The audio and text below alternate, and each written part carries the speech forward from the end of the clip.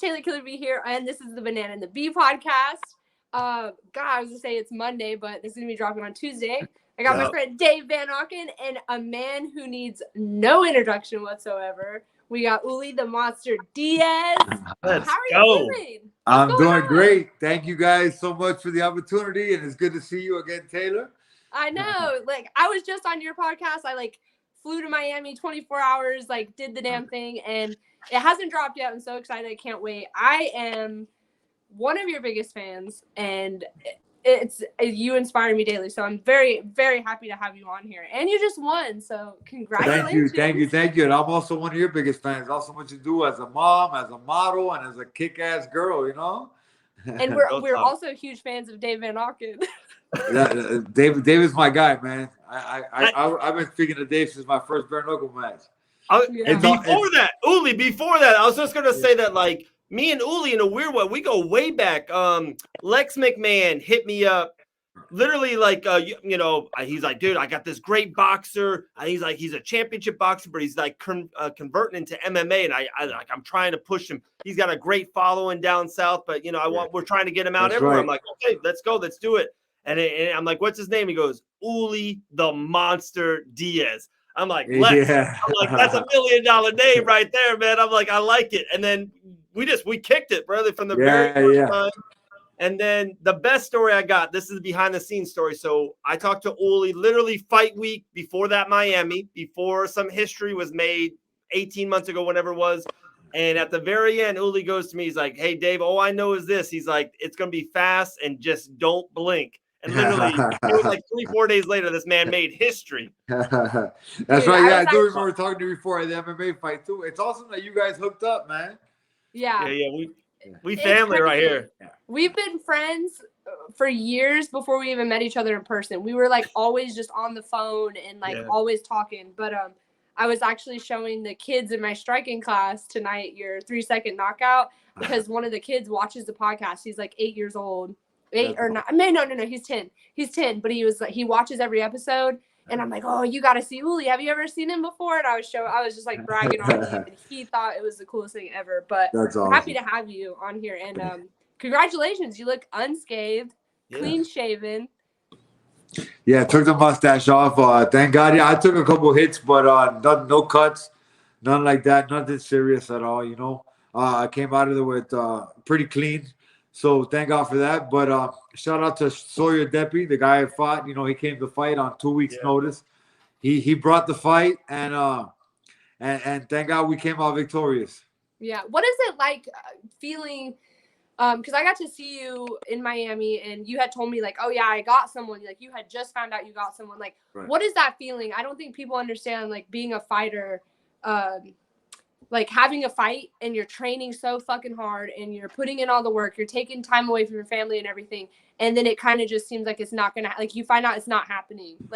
What was that like? And how did you feel leading up to that and finding out you had an opponent? Well, I mean, I know you've been through it, but it sucks because you're really, and I had they had scheduled me with Melvin Gillard, which Melvin's a legend in the sport. I was looking forward to fighting him, a big name. I know. I was getting prepared for Melvin, which is an orthodox fighter. And then 2 weeks out, they gave me Sawyer Deppy, which has one pro fight I can look at. The only thing really I found on YouTube. And he's a southpaw. So the whole game plan goes out the window. You got to start getting ready for that. But, we adjusted pretty quickly. And, even in the fight, there were adjustments. As you guys saw, I got clipped with some I didn't see coming, from the opposite side where I wasn't ready for. And we had to make adjustments, and we got up and kept fighting.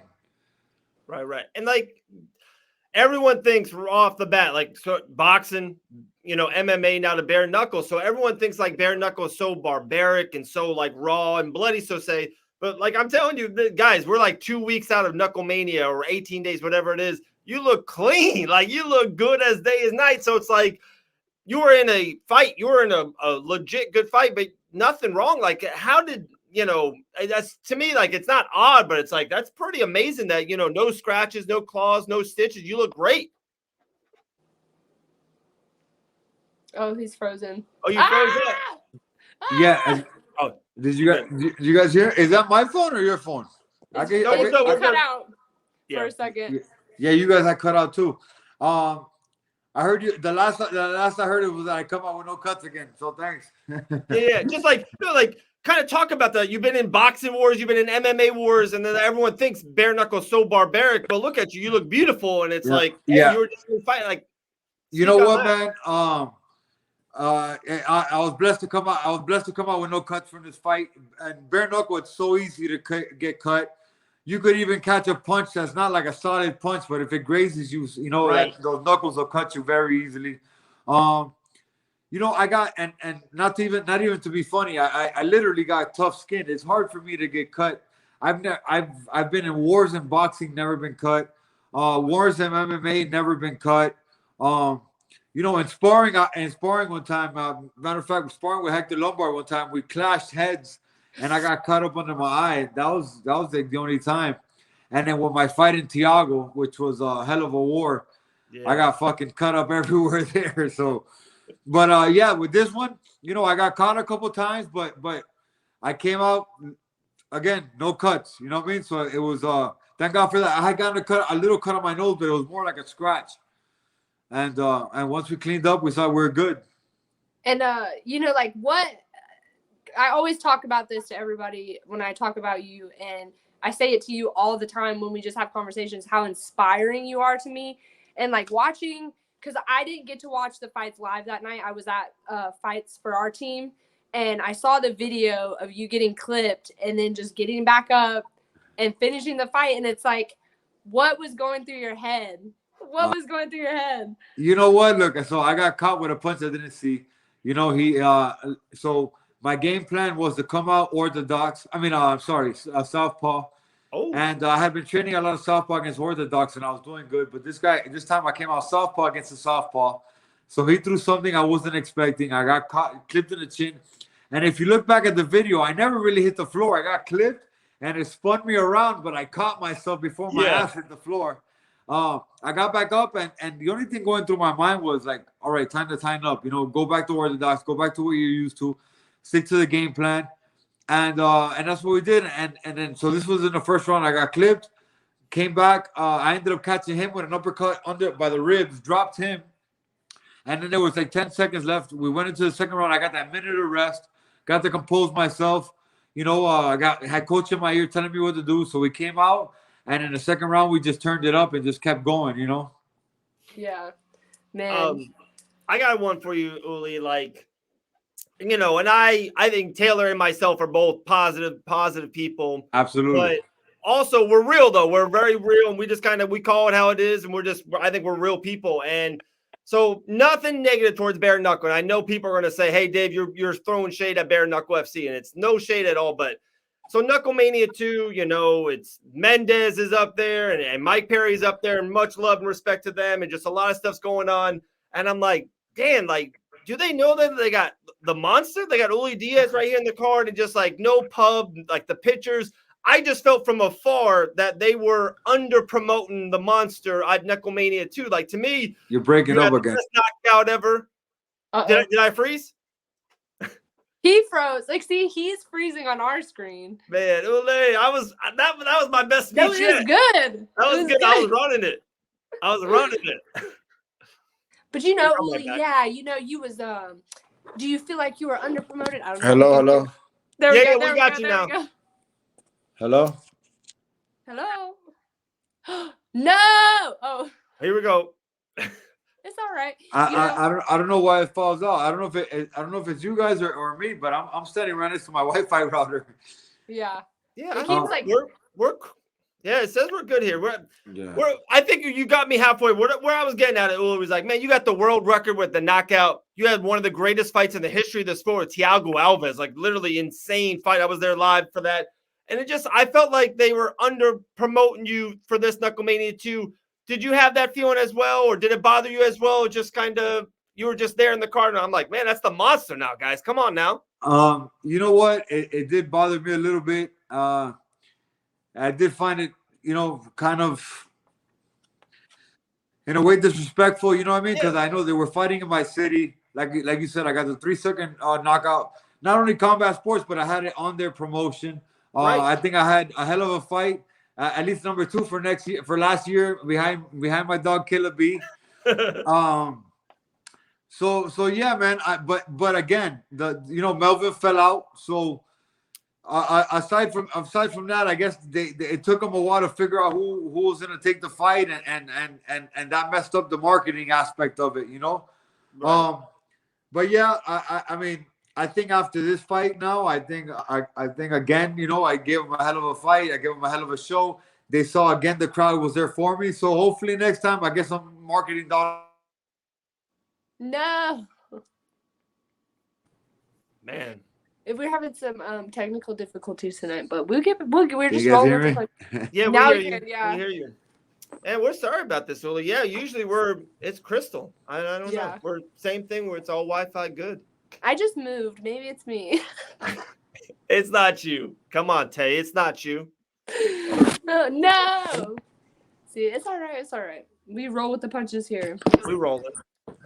But no, we heard you. We heard you. Yeah, it was just so maybe without Melvin, they felt like maybe they didn't want to put it up. I don't know, but Yeah, I just they were kind of I mean, I guess last minute scrambling to look for an opponent, and I mean, hopefully after this fight this time they'll start putting a couple marketing dollars behind me, especially if they're gonna have me fighting in South Florida where it's my crowd, Right. Yeah, man. You got some so I always think about your wife, man.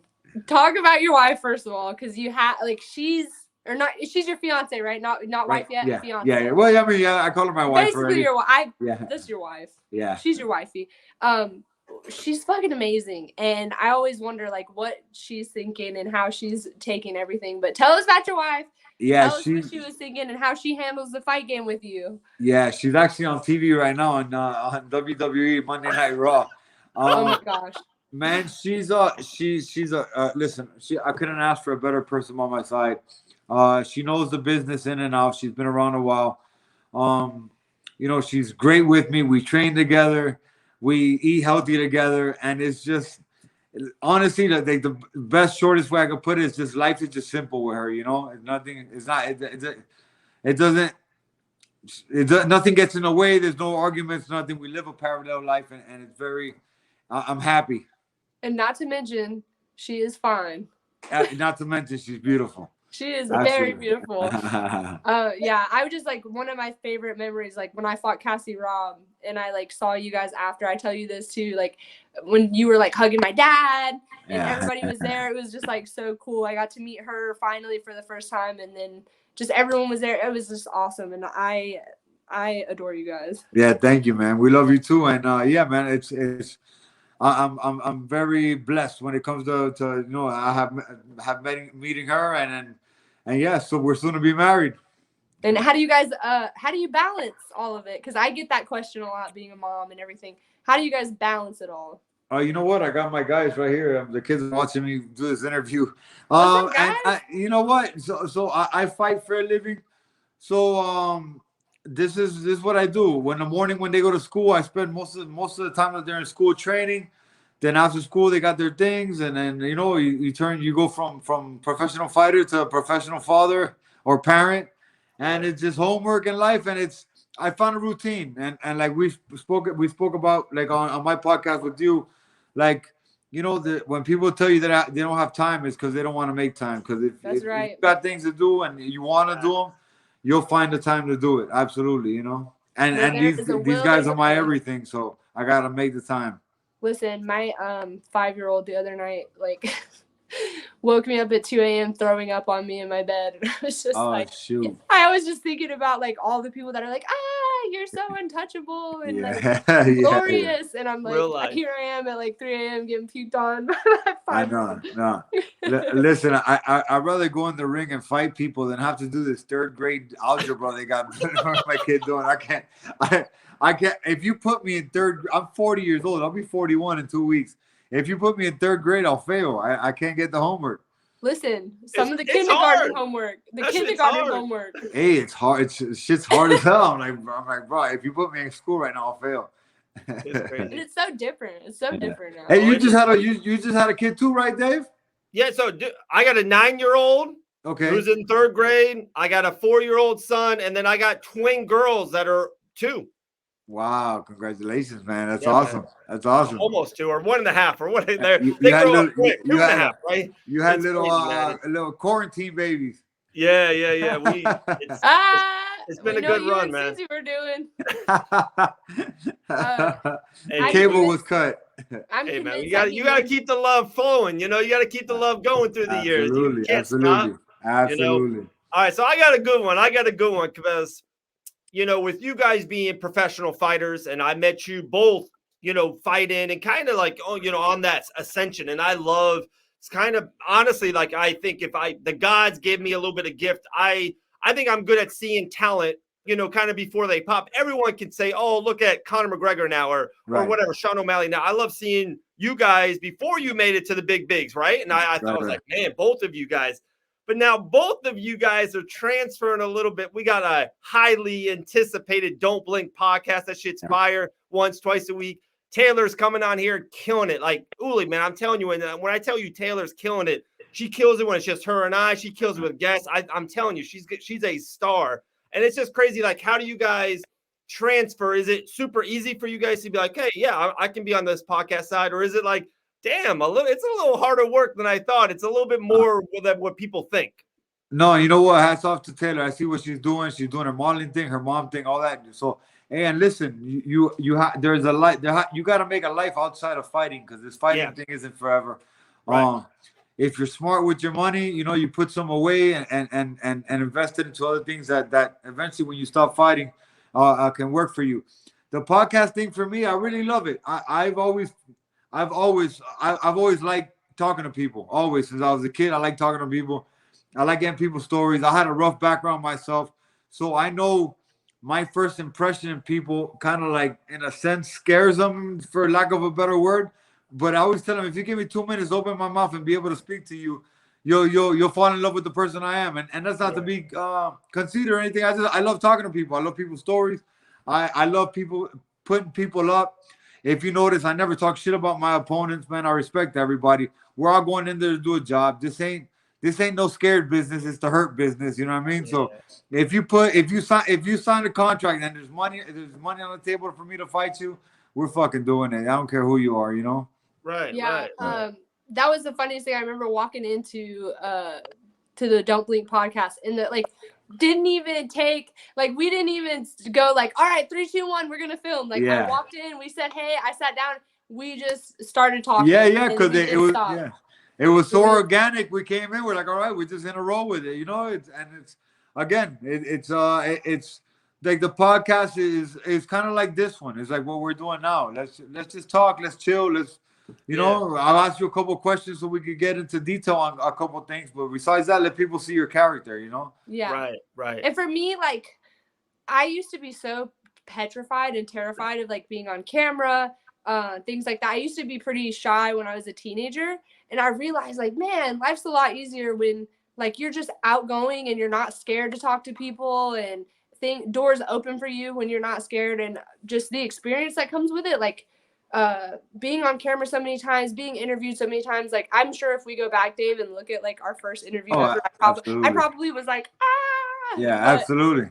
Me too. I've been on some podcasts where I can't stop sweating because when I first started, because also I come from a different background where I was on the streets, and everything I did my whole life was supposed to be, keep your mouth shut and you don't tell anybody, and you don't. So when I first got to doing this and I started telling my life story, I'd kind of freak out and be like, am I snitching on myself right now? Yeah. It was a weird sense of I don't know what to say and what not to say. But at the end of the day, I am who I am. I don't have any made up stories. You can vet my whole life, you know what I mean? And I know when I say it in the way it's supposed to be said, I can motivate people to get off their ass, to show people that it's never too late, whether it's a sense of your age, sense of you being in trouble your whole life and thinking you can't get past that, thinking you're a dad or a mom that you're stuck just being a dad or a mom. All that's bullshit. All that's in your head. If you just take that it's as easy as just taking a step forward and getting out of your comfort zone. You know what I mean? it's as easy and it's not as easy. You know, it's that weird middle ground. But then once you do it and you stay consistent with it, you're like, fuck, man. I was making this shit harder in my head than what it really is, you know? Absolutely. Right. 100%. You know, like, I got one for you. Yeah. No, go ahead. For the podcast, yeah. Just say it's number 500. You guys are doing your thing multiple years, and it's like they go, hey, this is the hottest podcast in the biz, other than the Banana and the Bee, but it's a really good podcast.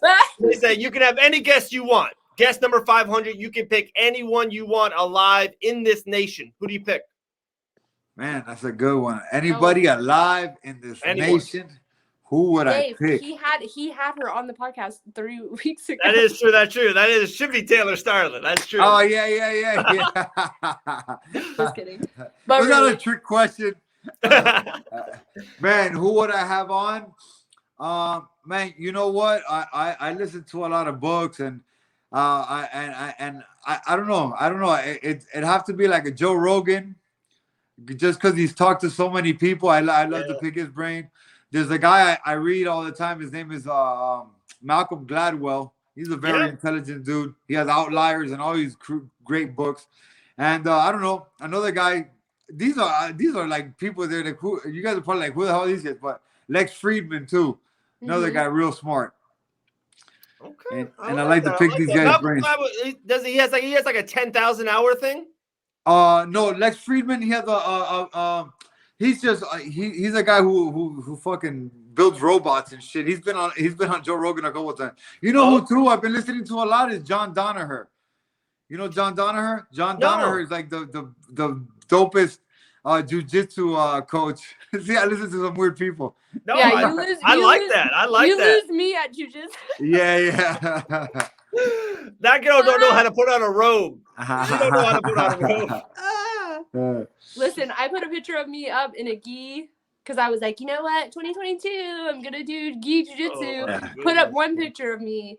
Didn't tie my belt properly, and everybody fucking came for me. Yeah. Everybody in the internet's got something to say. At least I got my gi on. Yeah, talking about gi, guys, I'm about to drop some news on you. This Friday, March 4th, I'll be fighting MMA for Titan FC 74. I'm the co-main event right here in a fight in Miami. Let's go. On Friday when I fight, it'll be exactly 13 days since my last bare knuckle fight. We're moving forward. Like I said, I'm 40 right now, turning 41. I'm not wasting any time. I'm putting my foot on the pedal to the metal, and we're going hard this year. I'm supposed to be getting married in November, 11/11 of this year. So up until then, I got to put this money away, make some right moves, and kick ass, and put my name as high in the sky as it could go, man. Listen, I expect an invitation to this wedding. Absolutely, you'll be there. Absolutely. I would love both of you guys. Hey, I'm there, man. We'll be podcasting the guests. I know. I was gonna say that I'll be in the back with a microphone interviewing people. You know. Remember that when we had that great kind of like a lunch. It was a meeting. I don't want to pull the curtain off too much, but it was a meeting out there in Miami with Malky. You know, it was just crazy. I remember telling Taylor, I was like, I'm sitting here and it's like my brother D too. It's Malky. It's Uli. It's Dana and everyone, and I'm just like, what the hell? What the fuck am I sitting here?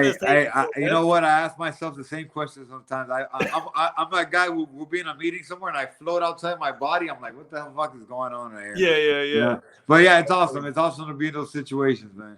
Yeah, man. We will be cheering you on, and that's super fucking exciting news. I know. Like that's on UFC Fight Pass.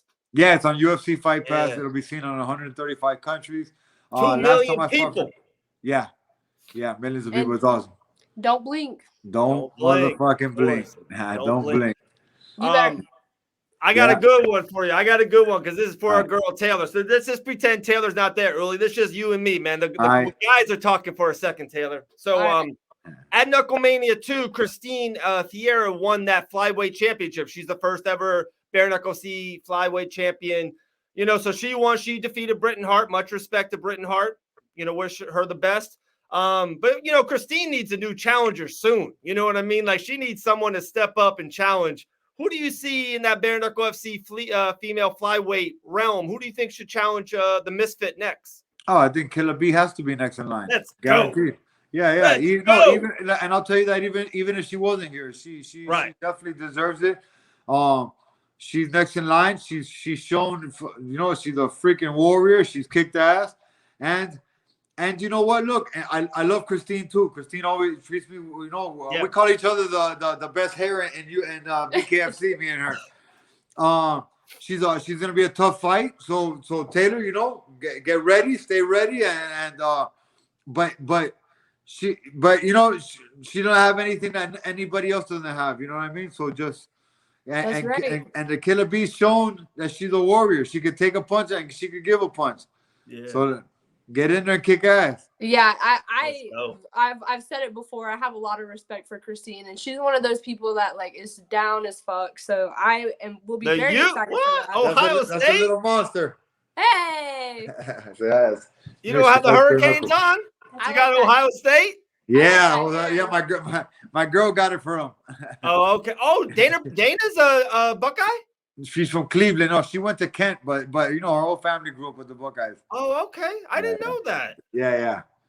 I thought I'd be wearing Hurricane stuff down there. Yeah. Well, he knows. He got just as much Hurricane stuff too. There we go. Well, man. I posted on Instagram today, and I told people I wanted some fan questions. So I have a couple fan questions. Okay. They came through. We won't keep you super, super long. I got just a couple. Okay. One was, tell us about Too Nice. Okay, Too Nice is family. He's great friend of mine. He's a musician. He's an entertainer himself, and he's always been part of Team Monster. And behind the scenes, he does a lot of my marketing. He does all my merchandise, and he's just a real creative dude. And you know what? About a year and a half ago, he had bought some podcast equipment. We gave it a run, and here we are we got episode 70 already of Don't Blink. So it's been amazing. Yeah, great guy. Too Nice. He's cool, and I love the. Yeah. That's Too Nice. He got that weird shit going on, but hey, Yeah. So shout out to Too Nice. He's always been so fucking nice to me and so supportive and so absolutely down. So yeah. Another one would be: do you think your KO record will ever be beat? I don't think so. I don't think that's hard to beat. I think it's really hard to beat. And what I've noticed is everybody they again, you're fighting bare knuckle. Everybody respects those bare knuckles hitting you in the face. You know what I mean? So a lot of people's first reaction is to jump off the line. I don't see it being beat. You know what's funny is every single time I fight, I think in my head, I'm gonna beat that record. And when I fought Cassie Robb, I'm telling you, the thing in my head was I gotta beat that record. I'm gonna beat that, or I'm gonna be the first person, the female to do it. But thankfully, I got the fastest finish in women's history so far. But I'm telling you, I even message you. I'll be like, yeah, thanks. I can't wait to fight. I'm gonna try to beat your record. I know. And real quick, if I can, it was a perfect storm. Just like how you attacked, how you threw that overhand, and how he defended it. It was just one of those it's a once in a million type of opportunity, and it just happened in 3 seconds. I was studying tape on him, and that's the reason I came at him like that was because every fight I saw, he had multiple. I think he had 7 or 9 or something like that MMA fights, and whenever somebody came at him with pressure, his reaction was to get back, and he's 6'2". Yeah. So he's or 6'3", so he was a long guy. So his reaction is kind of to frame you up and get his chin back. I go, if he does that to me, I'm gonna knock him the fuck out. and it worked out. I rushed him. He tried to frame up against me, and I just came with an overhand right that landed on the button, and we hit a home run. And the only reason it was 3 seconds is because it's from the bell to the referee stoppage, and the referee took a second to get there. Yeah. But it's really 1.5, 2 seconds. Do you remember jumping out of the ring? I do. I remember jumping out of the ring because I went to jump over the ring, and then there was a guy coming up the stairs. So I went to put my foot on the rail, and I just slipped. I slipped and I went belly flopped. I went from Sports Center's top 10 to not so top 10 all in one motion. In that moment, you don't care. Like, you don't care. You're like, whatever. No, and then when I jumped over the ring, out of the ring, I thought to myself, oh, shit, I'm going to get disqualified because, you can't leave the ring. So I jumped back in quick. Yeah. It was all types of emotions going through my head. Yeah. I got another one, and someone had asked, what is a quote that you live by? I live by a quote. It's consistency over time equals success. Consistency over time equals success. Mic drop. Mic drop. Bah. That was a bomb. Gem. This one's kind of fun. I'm a huge fan of ink. Dave doesn't have any tattoos. So somebody had asked, what is your favorite tattoo and why? I have a tattoo on my back. It's Jesus Christ holding me, and it says forgiven. It's a famous painting, and I added myself where Jesus was holding a guy. I added myself, and I don't know. I think it's really artistic. It's a really deep tattoo, and I think that would be my favorite one. Aside from all my kids that I have all my kids' faces on me, but I like them in real life better than tattoos. Yeah. What is I'll ask, this one's for me. What is the worst tattoo that you have that you're just like, do you have anything that you know what? No, I don't have any I regret. Yeah. I didn't put no regretful names or anything on me, thank God. I don't have any that I like regret, but I have some that I'm like, that's not the best work done. I definitely want to add some more, but every time I start one now, I'm like, I regret it. I'm like, damn, that thing hurts. Listen, the first tattoo I ever got, I was 17 and I was living on my own at 17 in Albuquerque, like in the ghetto. I went when Craigslist was popular. Oh, you told me. I think I said this on your podcast. Yeah. Did I say this on your podcast? Yeah. I'm like, bro, you were brave just to go freaking. I don't know if I told you this story, Dave, but I went to a random person's house from a Craigslist ad at 17 years old in Albuquerque, New Mexico, in the hood, and went and got tattooed by like a random Craigslist ad. So I have a couple that I'm like, my body's a temple, man. My body clean. You know what I'm saying? Yeah. Hey, let me tell you, nowadays you're rare. Yeah. I know. And Uli, man, I wake up, tell me honest, and I told Taylor this, I like wake up every day talking myself out of getting a tattoo. Like I want to get some, I got some ideas. I talk for a living. Like I can get tattoos. I love tattoos. But I'm like, I don't have any, and it's like I'm getting old in the tooth too. It's like I don't know if I want to start now. You know what I mean? So don't start now. Don't start now. That's what I'm saying. You just get something right over the eyebrow. That'll be his like first if you're gonna do it, balls to the wall, baby. Tay, we got one from the Banana and the Bee. This is a good one too, especially this week. UFC 272 main evented by our guy Jorge Gamebred Masvidal. They said, Uli, would you ever want to fight Bare Knuckle for Jorge under Gamebred FC? Yeah, I would definitely fight for Jorge. You know, Masvidal's a great friend of mine. Yeah. And we're under first round management, like Killer Bee herself. So he's family. Yeah, absolutely. I would love to fight under that card. I'm ready to do anything and everything, man. You know what I mean? Again, you know, I'm at an age where I feel like I've proven myself when it comes to the pride aspect of it. So I'm not here to fight to show you I'm a badass or to talk shit to anybody. I'm here to fight for checks and big ones. Yeah. So as long as the money's on the wood, we're fighting, you know? I would love to see that. My last question, and then I'm done, is would you want a rematch with Tiago? I would love a rematch with Tiago. Absolutely. I would love that too. Yeah, I would love a rematch with Tiago. You know, as everybody saw, I was winning the first 2 rounds. He came back like the legend he is, you know, and the experience he has, and he got the best of me. You know, there was no quit in me at all. I never looked at the doctor or referee for stoppage at all. They stopped it, you know, which they did the right thing. I had a couple cuts, but so did he. It could have gone either way. It could have been stopped either way. So I think that fight deserves to be run back. And yeah, I would love another chance at the title, man. Hell yeah. Have you watched that fight back? I watched it once, I think. I watched it once, yeah. Watched it once. I you know what? I gotta watch it again, to tell you the truth, and really analyze. Such a good fight, brother. It was such a good fight. Like, and so we were there live, and it was funny too. I was with Jorge Masvidal too. Yeah. Circle, right? A small world. Pearl Gonzalez fought on that card, and then you and Tiago, I think it was the co-main, should have been the main. There you go, Bare Knuckle, under promoting my man once again, dude. It's the monster, Bare Knuckle. Come on now. But that fight was so good. I remember like Dean Toole, Malky, like we were just all losing our shit. Like it was just like, you know, and I know it was the whole FRM thing in both, but like you guys were so respectful to each other. And like even Tiago was like, man, this guy's a monster. Like it was just all love at the end of the day, but it was just like this. We were like watching history, like we were watching gladiators go to war. It was like it was incredible to be there. So I appreciate it, my man. It was and I was memory there. that I will never forget. I was there. Bare Knuckle put me in the nosebleeds, but I was there. Damn Bare Knuckle. Thank you for that, man. It was definitely a big moment in my life fighting a guy I've looked up to in the fight game, you know, for the last 20 years. When he was starting his career in UFC, I was in prison, man. So we came from two different backgrounds, you know, and it was incredible to find myself there with him. I got to put him on his ass, you know, and I made a couple mistakes, but you live and you learn.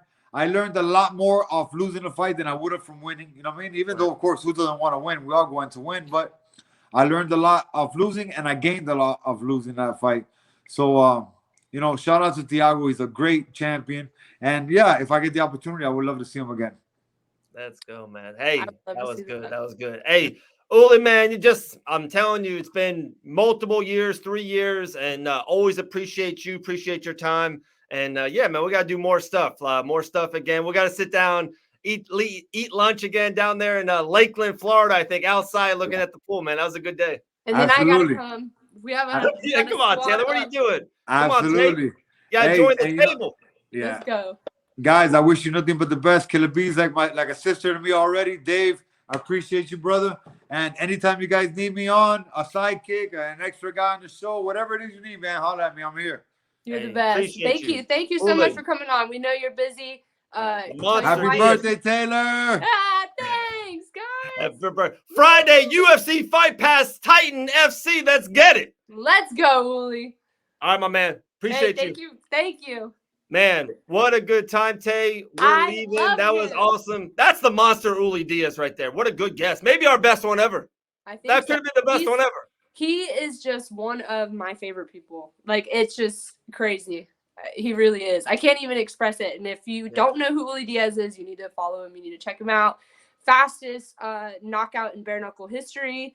Probably one of the fastest knockouts ever.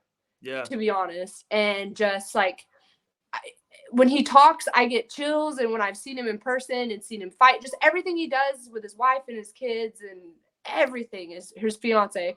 But all of it is just like, he inspires me a lot. Yeah, he's such a good guy too, man. And like I've seen him so many times out. Like he always stops and takes pictures with kids. He has his kids with him. He's just always doing like the little extra stuff that people don't see, man.